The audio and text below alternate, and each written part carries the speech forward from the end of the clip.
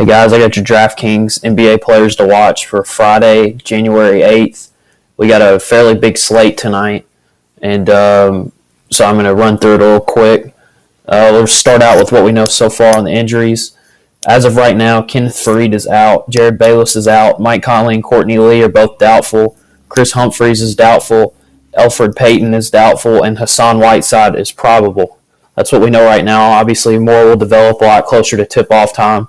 So you'll want to check back.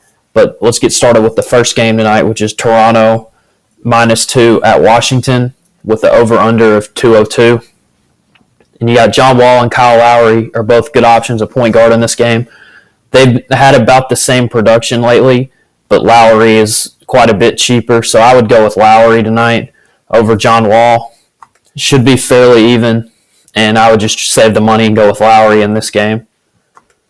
At shooting guard, DeMar DeRozan was hot for a while. He's a little overpriced, I think.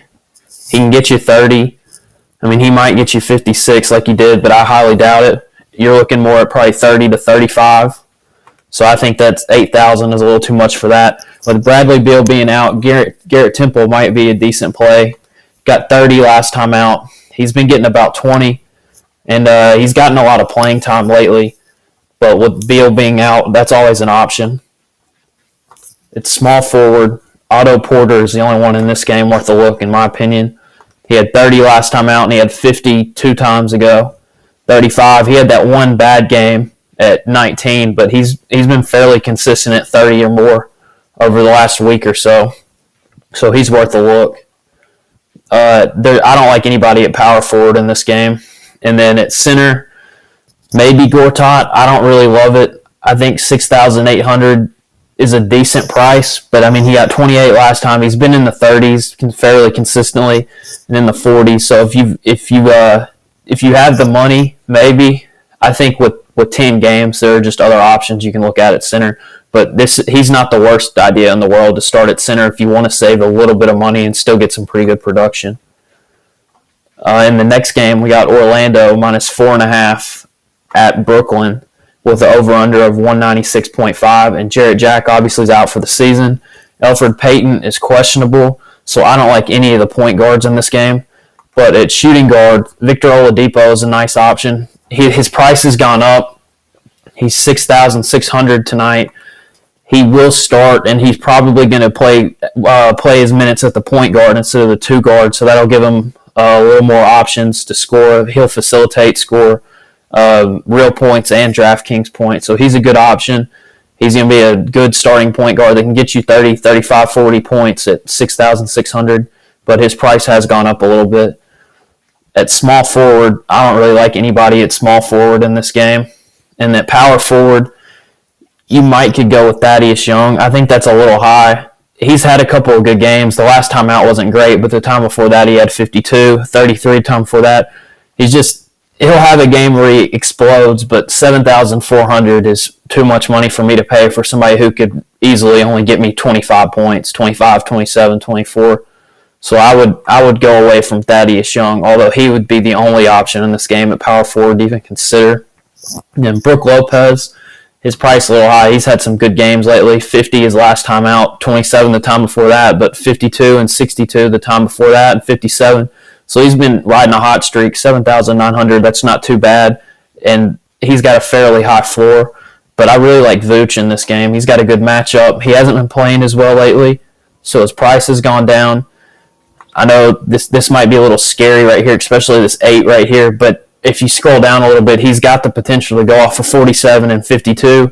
I think he's one of the top 3 or 4 centers in the league. He's just hit a rough patch, and his price has gone down, so this is a good time to get him at a discount. In the next game, you got Cleveland -9.5 at Minnesota with an over-under of 195.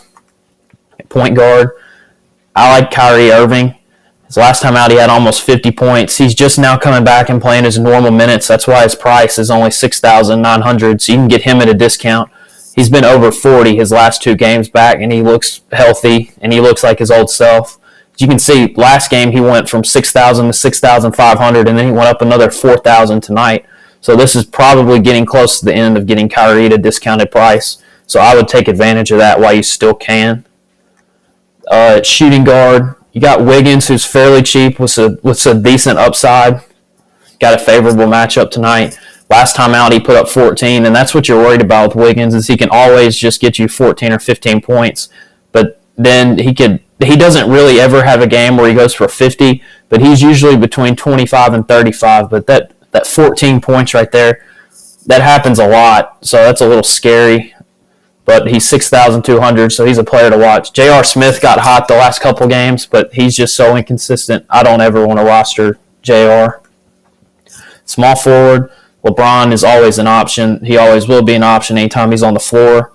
His price is 9,800, and at Minnesota, he's definitely playable tonight. Kevin Love, I don't really love Kevin Love, but I could see why you'd play him. Tristan Thompson has been very disappointing. He got that big contract, and he hasn't really had much chance to do anything this year. And then Karl Anthony Towns would be the only option at center. He had 40 his last time out, but he's really inconsistent, but he's a rookie, so that's to be expected. 7,100 is not too much money to pay for somebody with a very high ceiling, but again, it's risky because he can get you 17, and you can be upset if you spend 7,000 on a guy who gets you 15 points. Nikola Pekovic just now came back. He didn't play much last game. He played 16 minutes and got 13.5 points.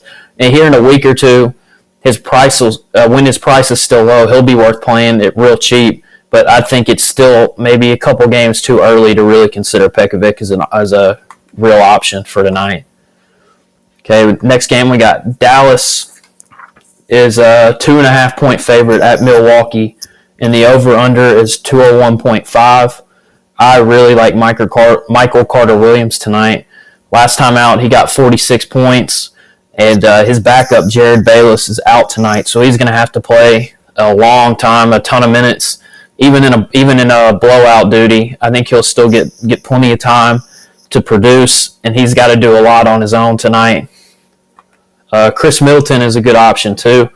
I'm a little worried of Wes Matthews just because I know his minutes have been a little iffy, especially that Achilles injury. You never want to rush him. I mean, he's been over 30 in his last 3, but you never know with Wes Matthews. So I would fade Wes Matthews, but Chris Middleton has been fairly good. 45 last time out. 27. His floor is about 25, 23, 25. He had a 21 right there. But again, he can get you 50. He's got 50 points, twice in the last 5, and 45 points 3 times in the last 5. So he's definitely a good option, fairly cheap, and he's young too. He's fun to watch. And then the Greek Freak is the only guy I would play at the 3 position in this game. Got 40 last time out. Again, he's young. He's very inconsistent, but he's got a high upside. The price is a little scary, though, for somebody who is that inconsistent. At power forward, Dirk, if you absolutely don't have any money to spend at power forward, I don't really love Dirk as much now just because he plays a little bit. He's just not, even in 43 minutes, he only had 35 points.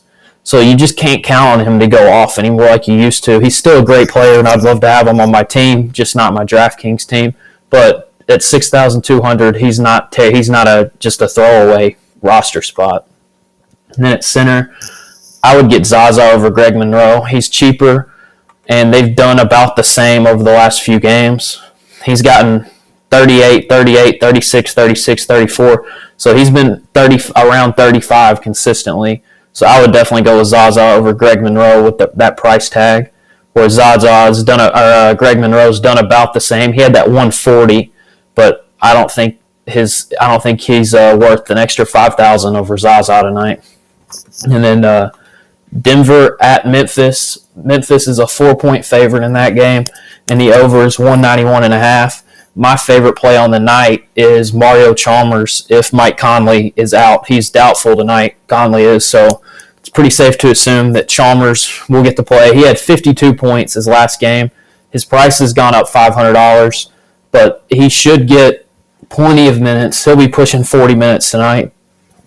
Courtney Lee is also out, so that's another ball handler out. He's actually the only point guard on the roster other than they just called up Elliot Williams to a 10-day from the D-League. So I don't know how much run Elliot Williams would get, but expect Chalmers to have a big night tonight at really cheap price. You got to have him in your lineup. I don't really love any of the two guards in this game. I would fade all two guards in this game. Small forward, you can make a case for Matt Barnes or Jeff Green. I would play Jeff Green over Matt Barnes. I know he's very inconsistent too. He can get you 50, but he can also get you 15. But Dave Yeager loves Jeff Green. With Courtney Lee out, he's going to have to play a lot tonight. And he takes over the game, and he does more with the ball in his hands than Matt Barnes, even though Matt Barnes is probably more efficient. Efficiency does not matter in DraftKings. So I would take Jeff Green over Matt Barnes. And he's $1,000 cheaper. And if you absolutely have no money to spend, I wouldn't recommend it, but you could get Tony Allen. He should draw a start tonight. 22 points. When he gets more than about 25 minutes, he's fairly productive. You just can't count on much on the offensive end. He gets most of his points from steals and rebounds because he's very active, just not offensively. Power forward, I don't like. Maybe Jarrell Arthur, just because Fareed's out, so he's going to have to play. 3,900. He doesn't have to do much to be worth his price.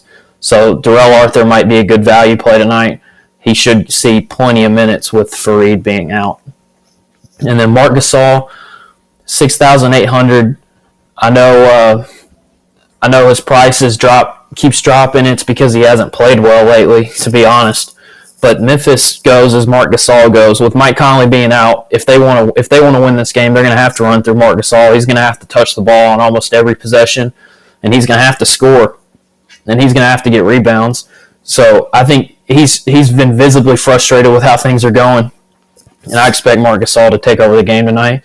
So I'm more than likely going to have Marc Gasol as one of the main pieces in my lineup. I really want to work him in tonight because I think he's poised to go off.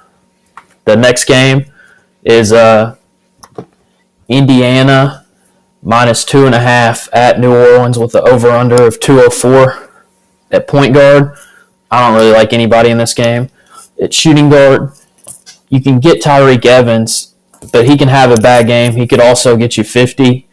He's a little pricey. I would go with Monte Ellis to try to save money. He got 40 his last time out. 35, 28. You know he's going to get you at least 25 and could get you 40, and he's only 6,000. He's worth a shot at two guard tonight, I think. At small forward, I get Paul George is always playable. He's listed as a small forward. He's been playing a lot of stretch four this year, so he's getting a bunch of rebounds and scores close to the basket, and he's also shooting from long range. So you could definitely play him. I don't think I will, but he's playable. Anthony Davis is always playable. He could go for 60 on any night, and he actually did last game, 50 the game before that. He's high. His price is high, but Indiana doesn't really have anybody down low to defend him. And I guess Paul George might match up on him as a stretch four, and he should definitely out-rebound Paul George. Jan Mahimi is worth a look if he starts. I'm not sure. I don't think he's going to start tonight because I think Jordan Hill's back, but he might. If he does start, he's worth a look. But if he doesn't start, I would fade Jan Mahimi. Next game is New York at San Antonio, and San Antonio is where is that? San Antonio is a 13-point favorite, and the over/under is 196.5. I am completely fading this game. I'm not touching anybody in this game. It could be a blowout, and even if it's not, it's going to be a slow game, and I don't want anybody in this game. So I'm just going to skip ahead to Miami, -4 at Phoenix. You might could go with Brandon Knight. You can go with that theory. At some point, he's going to have to start playing right, but I don't count on Brandon Knight to turn it around, or at least not tonight. I'm going to wait until he starts to do it before I play him. So I wouldn't take a point guard in this game. Honestly, I wouldn't take a shooting guard, but I can see why you would go with Dwayne Wade. He's got a favorable matchup. I think he's a little overpriced, to be honest, but he can get you 40, but he can also get you 19, so you just never know. But yeah, he's definitely an option tonight. Small forward, I wouldn't take anybody in this game. Power forward, you got Chris Bosh, but with Whiteside coming back, his value is a little bit lower. So you could definitely take Bosh. I wouldn't blame you at all. I'm not going to take him just because I'm a little worried that Whiteside will take it away from him. And speaking of Whiteside, I would not play him tonight just because he's going to have a tough matchup against Tyson Chandler. So I would not take a center from either one of these two teams in this game. Then the second to last game tonight is Golden State at Portland. Golden State is a 10-point favorite, and the over-under is 214, and this is the highest projected point total on the night. Obviously, you got a game with Steph Curry, Damian Lillard, C.J. McCollum, Klay Thompson, Draymond Green. It's going to be a high-scoring game if Portland can keep up. Steph Curry at this point can be playable at any night. He's probably the best player in the world right now, so don't be afraid to play Steph Curry. Damian Lillard is definitely playable too. He's still fairly cheap because he's coming off that injury. He showed even just coming back, he can still put up 50 points. So I would definitely not be afraid to play Damian Lillard tonight.